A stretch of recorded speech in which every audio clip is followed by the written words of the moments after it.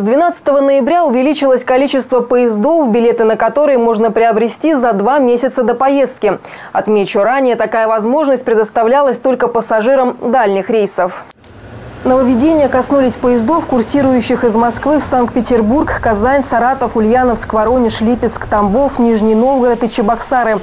Всего 10 маршрутов. Поезд Киев-Москва и наш поезд, проходящий номер 20, Харьков-Москва, с 23 октября. Первый раз попробовали за 60 суток продажу. И, кстати, приобретать билеты заранее выгоднее. Предусмотрительные граждане получают скидку.